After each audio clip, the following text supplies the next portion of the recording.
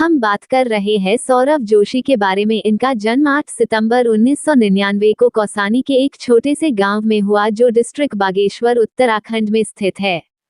परिवार में सौरव के अलावा उनके पापा, मम्मी हेमा जोशी, भाई साहिल जोशी के साथ साथ उनके चचेरे भाई पीयूष, दादा और दादी जी भी रहते हैं। सन 1997 में उनके पापा काम की तलाश में दिल्ली आ गए थे, क्योंकि परिवार की स्थिति उतनी अच्छी नहीं थी, इसलिए उनके फादर दिन रात मजदूरी करके घर का खर्चा चलाया करते थे। दिल्ली में कुछ साल बिताने के बाद उनके फादर हरियाणा डिस्ट्रिक्ट में स्थित हासी शहर में चले आए, जहां वह घरों में पीओपी का काम किया करते थे। परिवार का खर्चा चलाने के लिए उनके फादर ने दिन रात काम किया, लेकिन अपने बच्चों के लिए उन्होंने कोई कमी नहीं की। अनस्टेबल काम के चलते उनके फादर को कई बार घर बदलना पड़ा। करीब 9 घर बदलने के बाद फाइनली अपने किराएदार से उन्होंने मकान खरीद ही लिया, जिसके फलस्वरूप सौरव ने अपने क्लास 12 टीएच तक 5 स्कूल बदल दिए थे। वो पढ़ने में एक एवरेज स्टूडेंट थे, इसीलिए इंटरमीडिएट में मार्क्स उतने अच्छे नहीं आए, तो अब उन्हें अपने फ्यूचर की टेंशन सताने लगी। वो परेशान थे कि अब आगे क्या किया जाए। दोस्तों और रिश्तेदारों के सलाह के बाद उन्होंने आर्किटेक्चर करने की सोची, इसलिए वो इसकी तैयारी करने के लिए दिल्ली चले गए। 1 साल के इस कोचिंग के दौरान उन्होंने काफी कुछ सीखा, जैसे विजुअल रिप्रेजेंटेशन, पर्सपेक्टिव ड्राइंग और बहुत कुछ। उन्हें अब ड्राइंग में काफी इंटरेस्ट आने लगा, पर दिल्ली में रहे हुए 1 साल की कोचिंग से कड़ी मेहनत के बाद भी आर्किटेक्चर में उनका सिलेक्शन नहीं हो पाया और वो वापस अपने घर आ गए और वो काफी परेशान थे। उन्हें लगा कि वो अब फ्यूचर में कुछ ज्यादा नहीं कर पाएंगे। यहाँ तक कि वो इतने हताश थे कि अब वो अपने फादर के साथ साइट पर जाकर पॉप का काम तक करने लगे, लेकिन ड्राइंग के प्रति उनकी दीवानगी काफी हद तक बढ़ चुकी थी, इसलिए वह खाली समय में ड्राइंग किया करते थे।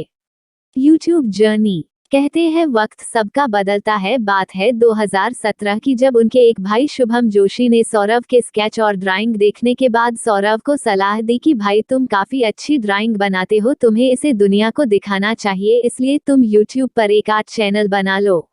अपनी उस भाई की बात मानकर उन्होंने अपना पहला आर्ट से रिलेटेड चैनल क्रिएट किया, जहां 24 जुलाई 2017 को उन्होंने अपनी पहली वीडियो अपलोड की, जिसका टाइटल था कि drawing 2000 note with colour pencil.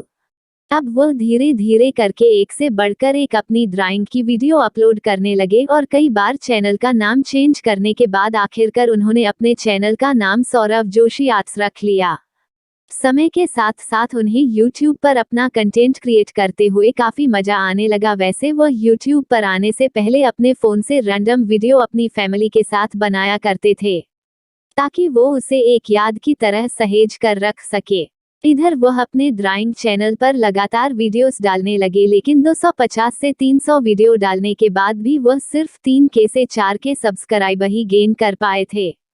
एक हार्ड वर्किंग यूट्यूबर के लिए ये स्टेप काफी फ्रस्ट्रेटिंग करने वाली बात थी, लेकिन उन्होंने हार नहीं मानी और अपने बढ़ते यूट्यूब एक्सपीरियंस के साथ वह ट्रेंडिंग टॉपिक के साथ वह स्केच बनाने लगे, जिनमें से कई वीडियो वायरल भी हुई। अब वो अपने सब्सक्राइबर की डिमांड पर ड्राइंग के ट्यूटोरियल भी बनाने लगे, जिसके फलस्वरूप उनकी स्किल्स और भी ज्यादा इनहेंस हो गई और वह अपनी फैमिली के साथ रैंडम वीडियो बनाया करते थे। इसलिए उन्होंने सोचा क्यों ना इन्हें अपने सब्सक्राइबर के साथ शेयर किया जाए।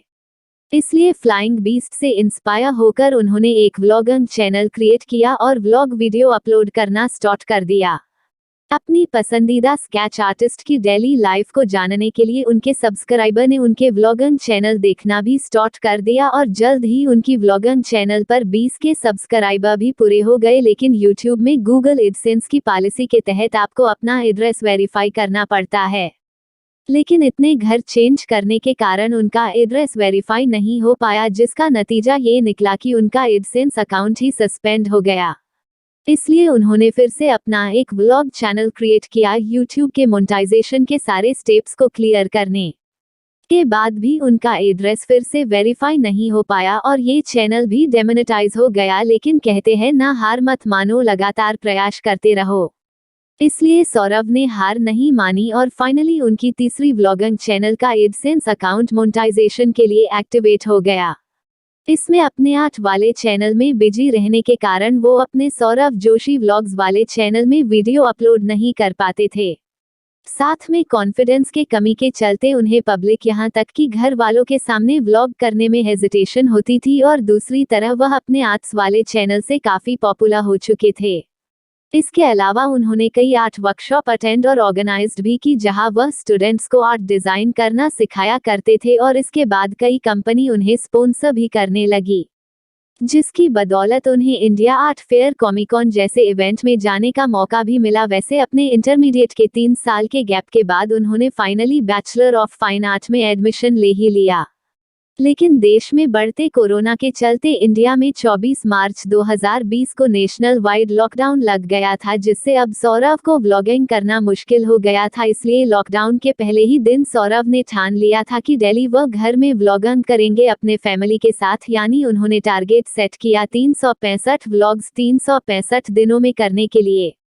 वह 23 मार्च 2020 का ही दिन था जिस दिन के बाद से उन्हें एक अलग पहचान मिली। उन्होंने drawing with my family members वाली वीडियो अपलोड कर दी, और अपलोड होने के कुछ ही घंटों में पूरे देश में ये वीडियो वायरल हो गई और सब्सक्राइबर्स की मानो बाढ़ सी आ गई।